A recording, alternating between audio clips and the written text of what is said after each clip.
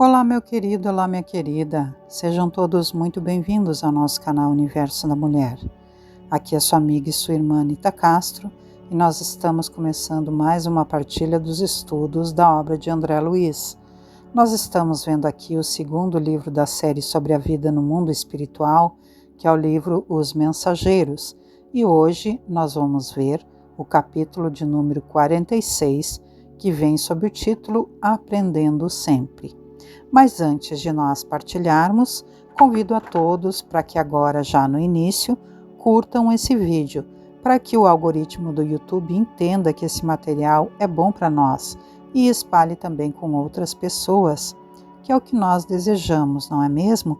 Isso é fundamental, ok, queridos? Que vocês curtam e compartilhem. E se vocês ainda não fazem parte aqui do canal, ainda não são membros, ainda não são inscritos aqui, por favor, meus amados, aí na tela final vai ficar o meu rosto. Basta você clicar sobre o meu rosto e então inscrever-se no canal, também acionando o sininho para receber as futuras notificações de tudo que nós formos postando aqui, ok? Grata, então, vou iniciando a nossa leitura e posteriormente eu traço breves comentários como de costume. André Luiz nos diz o seguinte: segundo informações de Aniceto, faltava mais de uma hora para o início da preleção evangélica, sob a responsabilidade do Sr. Bentes na esfera dos frequentadores encarnados.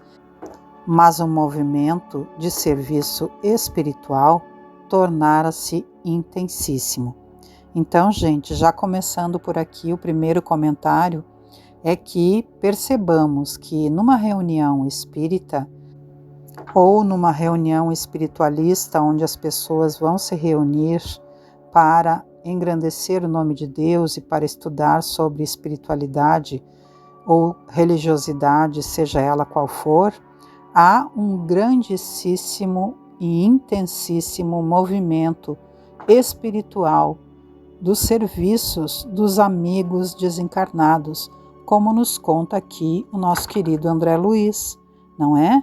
Porque ali na esfera da vida encarnada, o Sr. Bentes, que era o responsável pela reunião espiritualista, espírita ali na casa de Dona Isabel, onde havia esse espaço da casa espírita, ele então daria a preleção evangélica dentro de uma hora, mas ali todos os movimentos do serviço espiritual eram intensíssimos, como nos conta aqui André Luiz. Então, enquanto nós estamos dentro de um local religioso e seja ele qual for a religiosidade, aqui no caso espírita, lá no mundo espiritual, ou seja, paralelo a nós, tem todo um movimento, uma preparação e os serviços intensos dos nossos amigos espirituais. Vejamos bem o quanto é importante, gente, a gente manter equilíbrio, procurar manter uma posição leve, tranquila, em prece, para que nós possamos colaborar com o ambiente onde estão ali sendo preparados esses movimentos e também estão correndo soltos e intensos os serviços espirituais, ao nosso favor de nós encarnados e também de todos os irmãos desencarnados que ali estão sendo amparados e atendidos. Continuando então a nossa leitura, André Luiz continua nos falando. Reuniam-se ali, para olhos humanos, 35 individualidades terrestres, e, no entanto, em nosso círculo, o número de necessitados excedia de 200, porquanto agora a Assembleia estava acrescida de muitas entidades que formavam o séquito perturbador da maioria dos aprendizes ali congregados. Então, gente, olha só, tinha ali reunido para essa reunião espiritual 35 pessoas encarnadas, mas no âmbito espiritual haviam mais de 200 de espíritos necessitados. Olha só, gente, o trabalho fundamental e importantíssimo dos nossos amigos espirituais e também o nosso, quando nós nos reunimos aí para fazer as nossas reuniões espíritas. Prosseguindo então, André Luiz diz, para elas, ou seja, para essas individualidades, não é? Organizou-se uma divisão especial, que me pareceu constituída por elementos de maior vigilância, visto chegarem quase obrigatoriamente acompanhando os que buscavam o socorro espiritual sem a indicação dos orientadores em serviço nas vias públicas. A movimentação era enorme e o tempo era escasso para qualquer observação sem movimento ativo. Todos os servidores da casa se mantinham a postos, desenvolvendo a melhor atenção. Reparei que num ângulo da grande mesa havia numerosas indicações de receituário e assistência. Os mais variados nomes ali se enfileiravam. Muitas pessoas pediam conselhos médicos, orientação, assistência e passes. 4 facultativos espirituais se moviam diligentes e secundando-lhes o esforço humanitário. 40 cooperadores diretos iam e vinham, recolhendo informações e enriquecendo pormenores. Então, gente, olha que coisa linda. Conforme nós vamos ali entrando na casa espírita e por vezes vamos ali pedindo, não é mesmo, um receituário, colocando o nosso nome ali para os irmãos que estão encarnados, não é? Vamos ali também sendo organizados para recebermos o passe. Há um infinito número de médicos espirituais, orientadores, assistentes, facultativos aqui no caso, que seriam os médicos espirituais, não é? Se movimentando diligentemente e ali secundando, né, o esforço humanitário que estão ali sendo feitos por nós encarnados, como também no âmbito espiritual vão sendo ali socorridos os irmãos que estão desencarnados naquela reunião. Então, olha, gente, que lindo o movimento todo que é feito numa reunião espiritual, espiritualista, espiritista. Que lindo, não é mesmo, gente? Continuando aqui a nossa leitura. André Luiz nos diz: aproximamo-nos do grande número de papéis nominados e, enquanto curiosamente buscava examiná-los, Aniceto explicou: temos aqui a indicação das pessoas que se afirmam necessitadas de amparo e socorro imediato. Mas recebem elas tudo quanto pedem? Indagou Vicente curioso.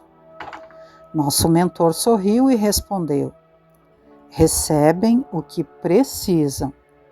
Muitos solicitam a cura do corpo, mas somos forçados a estudar até que ponto lhes podemos ser úteis no particularismo dos seus desejos.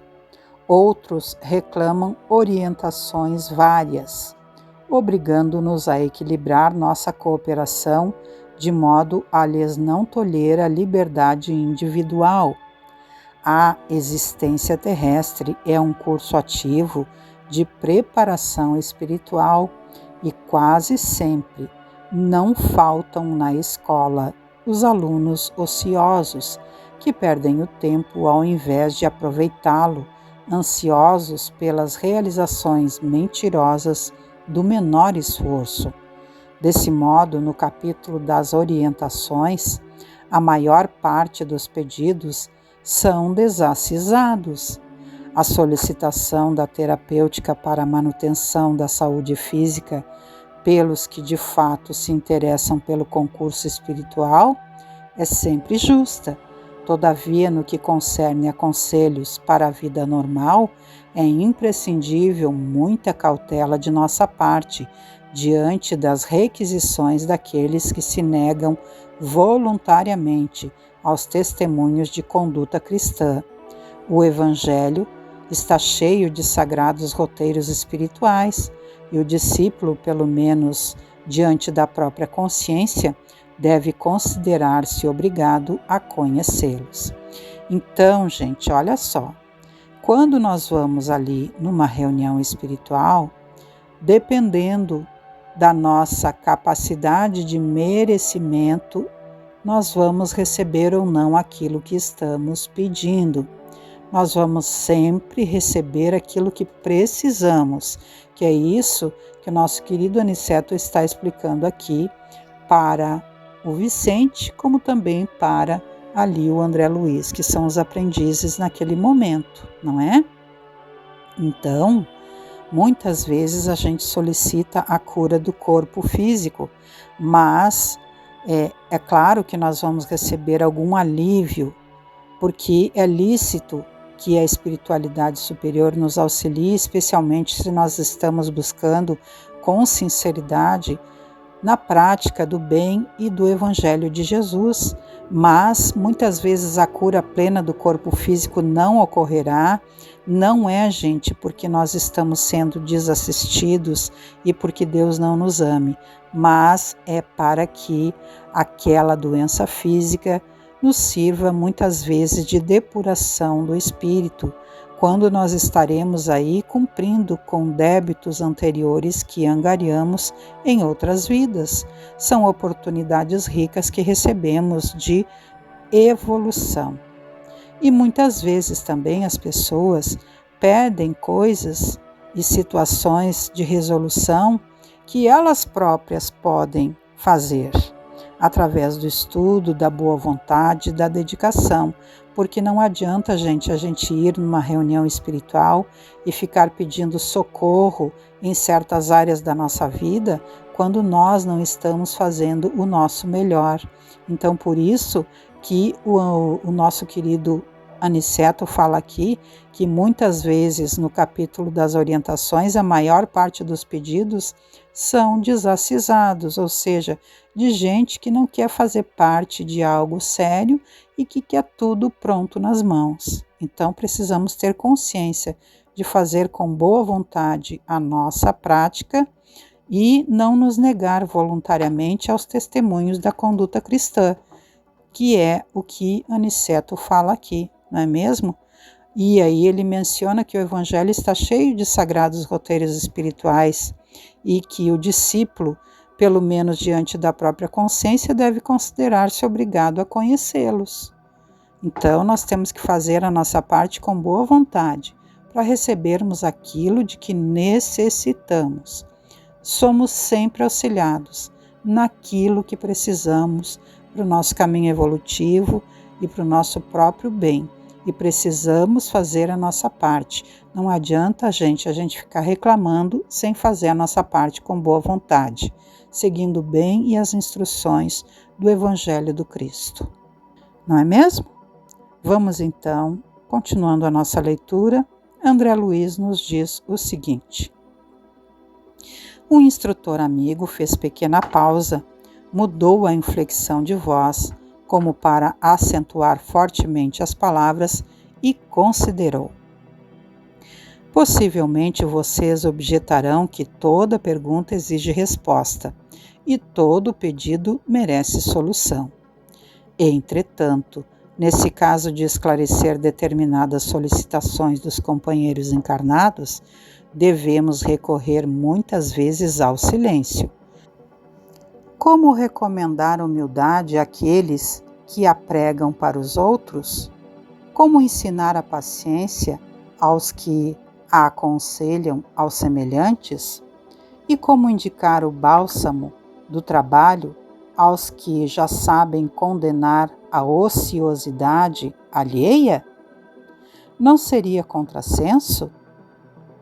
Ler os regulamentos da vida para os cegos e para os ignorantes é obra meritória, mas repeti-los aos que já se encontram plenamente informados não será menosprezo ao valor do tempo? Alma alguma nas diversas confissões religiosas do cristianismo recebe notícias de Jesus sem razão de ser.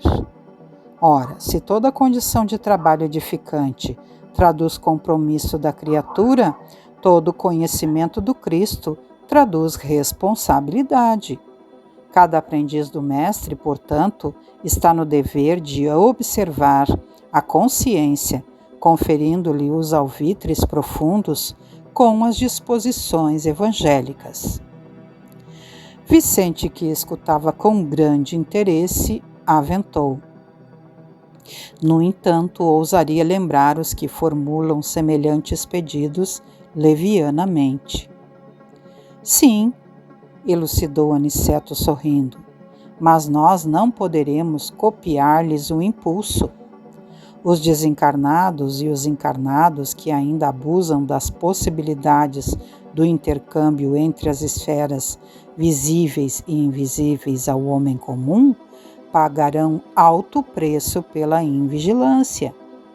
Neste caso, perguntei respeitoso, como responder aos pedidos de orientação?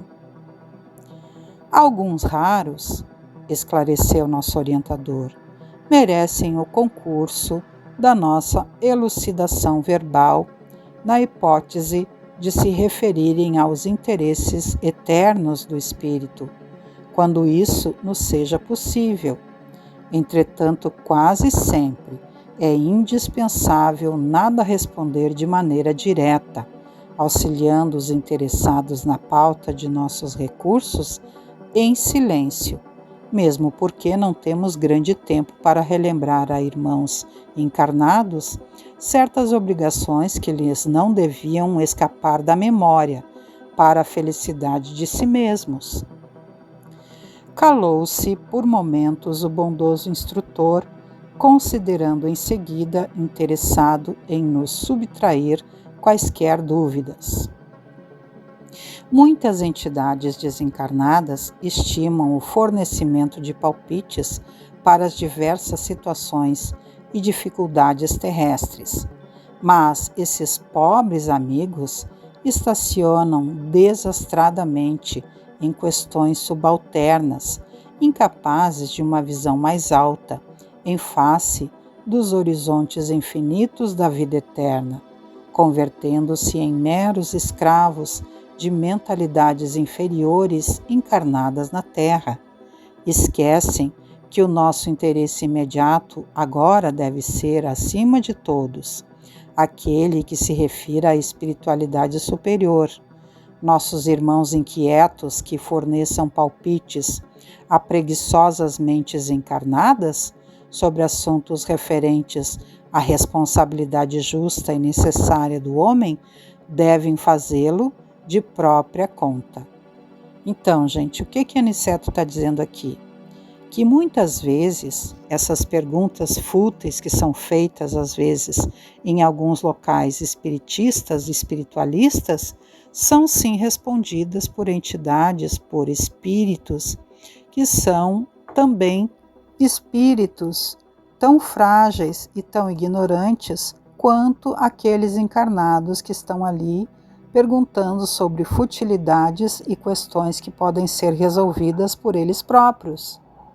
Só que esses irmãos desencarnados, que estão ali na mesma vibração que os encarnados curiosos, são espíritos que não têm a capacidade de alcance mais elevado.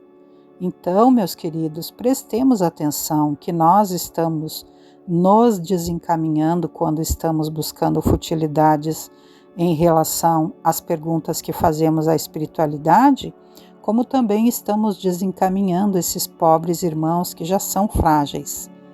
Então, tomemos consciência, meus queridos, todos nós, de que reuniões espíritas e espiritistas e espiritualistas não são para esclarecer as nossas curiosidades, e sim para elevar os nossos seres e de todos os envolvidos, quer sejam encarnados ou desencarnados.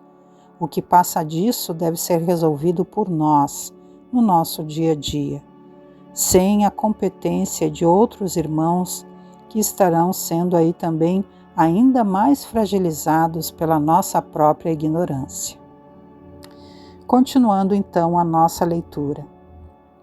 André Luiz diz o seguinte: que acontece então? Perguntou Vicente curioso. Nosso mentor, contudo, respondeu com outra pergunta. Que acontece ao homem de responsabilidade que se põe a brincar? Nesse instante, um dos clínicos espirituais, aproximando-se, foi gentilmente saudado por Aniceto, que lhe disse depois de apresentar-nos: disponha da nossa colaboração humilde. Aqui estamos na qualidade de médicos itinerantes, prontos ao concurso ativo. Vem de nosso lar? Indagou o novo companheiro respeitosamente. Sim, respondeu Aniceto prestativo. Pois bem, considerou ele, se possível, estimarei receber-lhes o auxílio após a reunião para 2 casos urgentes. Trata-se de uma jovem desencarnada hoje e de um agonizante meu amigo. Sem dúvida, acentuou nosso orientador solícito. Aguardaremos suas indicações. Então, gente, aqui na conclusão desse capítulo, nós vemos aí que o nosso querido Vicente pergunta a Aniceto, não é mesmo?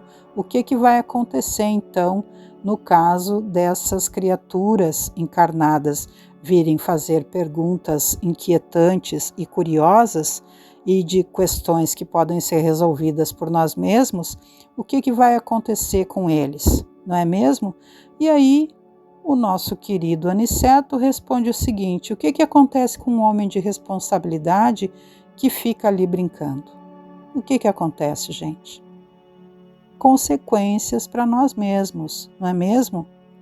Consequências que vão se tornar, certamente, muitas vezes, obsessões. Então precisamos estar sempre atentos, não é? E aqui, na finalização, fica aí a lição de sempre servirmos, porque Aniceto ali se põe à disposição a ele, a Vicente e a André Luiz, como médicos itinerantes que vêm de nosso lar, que estão ali para aprendizado, não é mesmo? E então eles vão estar ali servindo, auxiliando.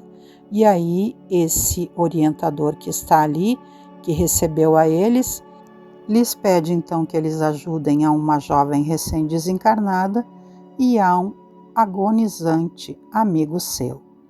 Certamente nós vamos ver no próximo capítulo algumas questões sobre esses atendimentos dos nossos amigos.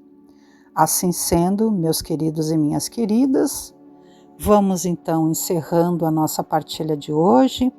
Lhes convido ainda para que todas as segundas-feiras às 19 horas venham estar comigo aqui no nosso canal Universo da Mulher com Anita Castro, para que juntos possamos partilhar o EAD, estudo aprofundado da doutrina espírita, todas as quartas-feiras para nos reunirmos e fazermos juntos o Evangelho no Lar, convidando Jesus e a sua comitiva espiritual a virem abençoar os nossos lares, todas as quintas-feiras às 18h30 para nos reunirmos e fazermos juntos os estudos da obra de André Luiz, e todas as sextas-feiras às 18 horas a partir do momento do passe, para, sob direção da nossa querida mentora e benfeitora espiritual Maria da Soledade, reunida com a sua equipe de benfeitores, todos a serviço de Jesus, nos ofertando ali o passe e a renovação das nossas energias.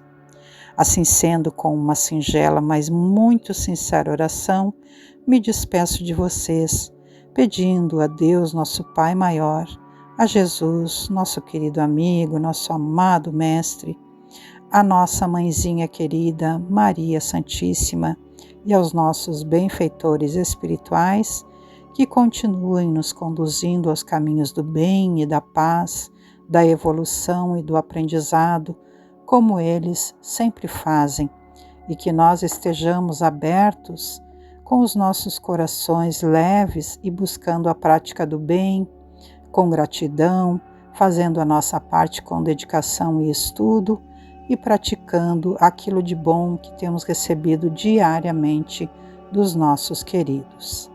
E que assim seja e assim se faça. Deixo então um beijo enorme em seus corações e aí na tela final oferto a vocês, como sempre, os links para algumas partilhas que vocês queiram acompanhar aqui. Não esqueçam, meus queridos, de clicar aí no meu rosto e se inscrever se você ainda não é inscrito, clicando também no sininho para receber as futuras notificações. Que haja em nossos caminhos sempre muita, muita paz e harmonia. Tchau, tchau, queridos. Até o nosso próximo encontro.